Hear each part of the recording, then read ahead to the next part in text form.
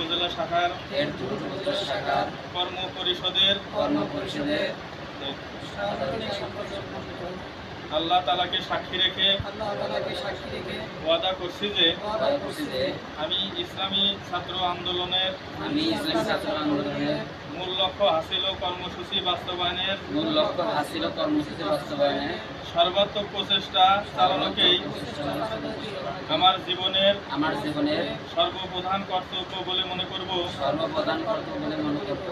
আমি ইসলামী ছাত্র আন্দোলনের নীতিমালা মেনে চলব এবং নিয়ম শৃঙ্খলা ও ইনসাফ বজায় রাখতে যথাসাধ্য চেষ্টা করব। আমার উপর অর্পিত দায়িত্ব ও আমানত যথাযথভাবে পালন করব। আমি দেশে ইসলামী শাসন প্রতিষ্ঠা ও সংরক্ষণের লক্ষ্যে আজীবন ইসলামী আন্দোলনের সাথে সম্পৃক্ত থাকব। আল্লাহ তাআলা আমাকে এই ওয়াদা পালন করার তৌফিক দিন।